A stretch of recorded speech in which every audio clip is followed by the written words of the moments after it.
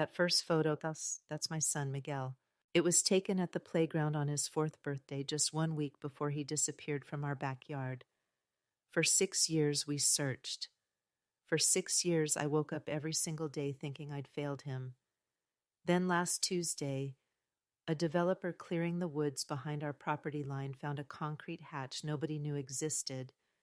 If you've ever lived with a question that has no answer, a hole in your life that you can't fill, maybe this story will resonate with you. Leave a comment below if you've ever felt that kind of loss. My name is Carolyn. I'm telling this story in 2025, but it begins in 2019. The house I'm sitting in right now is the same house. It's quiet. It's been quiet for 6 years. When you lose a child, especially when you don't know how you lost them, the silence they leave behind isn't peaceful. It's loud. It's a screaming, aching void that fills every room. For the first 2 years, I kept his room exactly as he left it. The little blue pajamas were still folded on his pillow. His toy dinosaurs were lined up on the windowsill. My husband David couldn't stand it. He said it was a museum, that I was torturing myself. I told him that closing the door was like admitting Miguel was never coming back. He started sleeping in the guest room. By 2021, he was sleeping in an apartment downtown. The not knowing didn't just take Miguel, it took everything else too. The day he vanished was August 14th, 2019. It was a disgustingly beautiful Minnesota summer day, the kind of day that feels like a postcard. Miguel was obsessed with his new sandbox, the one David and I had just finished building. Our backyard was perfect, or so we thought. It was large, grassy, and fenced on 3 sides. The 4th side, the back of the property, just opened up into a dense patch of woods. It was private land, undeveloped. We always told Miguel not to go into the big woods. He was a good boy. He was adventurous, sure, but he listened. He was 4. He was my whole world. I was in the kitchen making lemonade. I could see him through the window, a little flash of his red t-shirt, his bright blonde hair. He was talking to his plastic T-Rex. I turned my back to get the sugar from the pantry. I was gone, I swear, not even 2 minutes. I remember because the kettle was boiling and I'd just poured the water for my tea. When I turned back to the window, the sandbox was empty. I wasn't scared, not at first. "Miguel," I called out laughing. "Mommy can't find you. Are you hiding?" I walked outside, wiping my hands on my jeans. The air was still. The only sound was a blue jay squawking in the distance. "Miguel?" This time my voice was a little tighter. I walked the fence line. Nothing. I checked behind the big oak tree. Nothing. I ran to the front yard, no red t-shirt. The street was empty. That's when the panic hit. It's not a gentle wave. It's a physical thing. It's like being plunged into ice water. Your lungs stop working. Your blood turns to static. I ran back to the edge of the woods. "Miguel!" I screamed his name until my throat was raw. Nothing. I sprinted back inside, my hand shaking so badly I dropped my phone. I dialed 911. "My son is gone," I whispered. "He was right here. He's just gone." The next 72 hours are a blur. They call it the golden window. Our quiet street was suddenly flooded with flashing lights. Police cars, search and rescue vans, neighbors I'd only ever waved to. They brought in dogs. They brought in drones with thermal cameras. Detective Robert, a man whose face looked permanently tired, became the center of our lives. He sat with me and David at our kitchen table, the untouched lemonade still on the counter. Did he have a favorite hiding spot? Was anyone strange in the neighborhood? Were you and David having any problems? The questions felt like tiny knives. The implication was clear. Children don't just vanish. They're taken or they wander and are found. But Miguel wasn't found. The dogs tracked his scent to the edge of the woods and then nothing. It was like he'd been lifted straight up into the sky. The search teams combed those woods for 2 weeks. They found a footprint they thought was his, but it was too muddy to be sure. They found nothing. The media came next. Vans with satellite dishes lined our street. I had to do the press conferences standing next to David, holding that smiling playground photo, begging. Please just bring him home. He's just a little boy. He's our little boy. The world dissected us. They said I looked too calm. They said David looked too angry.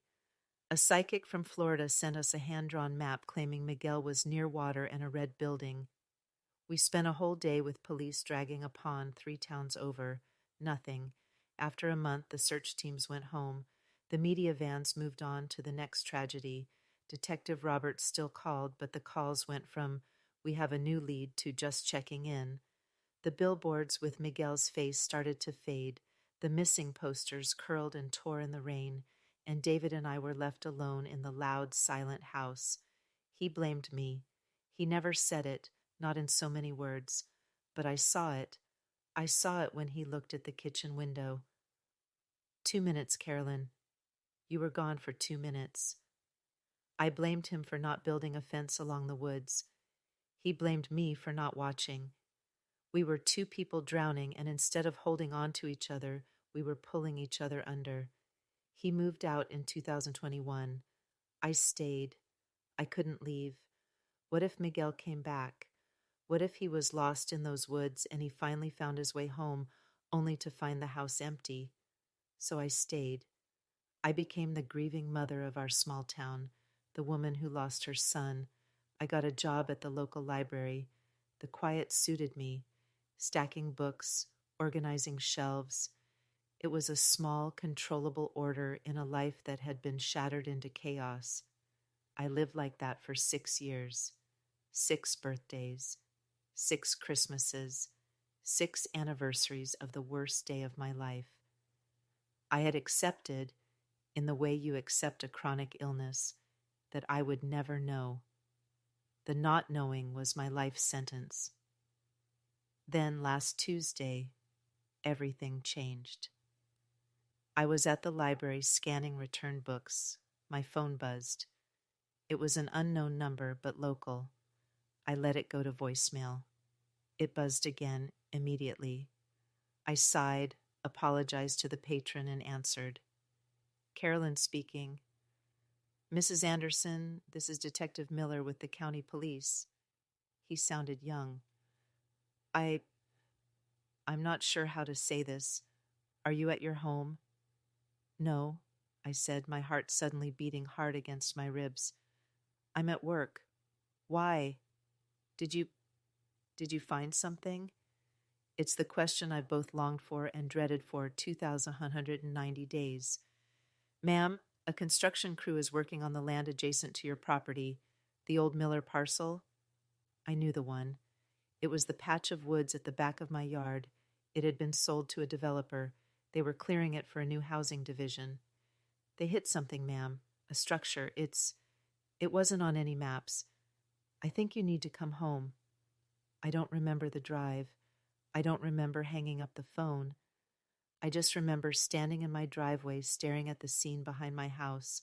The woods I had stared at for 6 years, the woods I had both hated and prayed to, were gone. In their place was a field of raw, churned-up earth.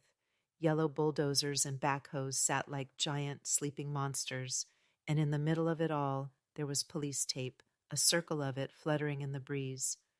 I ran. I stumbled over the roots and the torn ground. Detective Miller, a man in his 30s with a kind face, intercepted me. Mrs. Anderson, I'm glad you're here. We're still figuring out what this is. He walked me over. The crew was standing back, smoking cigarettes, their faces pale. A backhoe sat stalled, its giant metal bucket resting next to a hole. But it wasn't just a hole. It was square. It was concrete. The machine had cracked the corner of a massive concrete lid, almost flush with the ground. It looked like the entrance to a tomb. What is that? I whispered. We don't know, Miller said. We ran the property records. This land was an old, defunct government listening post. That's what the file says. Abandoned in the early 80s. But this structure isn't on the plans. It's unmapped. My first call was to David. He was there in 20 minutes. When he got out of his truck, he looked older. The 6 years had carved new lines into his face. He saw me, then he saw the concrete slab and all the color drained from his own. He didn't say hello. He just walked up and stood next to me. It was the first time we'd stood together on this property in 3 years. They think he's in there, David said. It wasn't a question. They don't know, I said, but my voice was trembling. It took hours. They had to bring in a structural engineer to make sure the whole thing wouldn't collapse.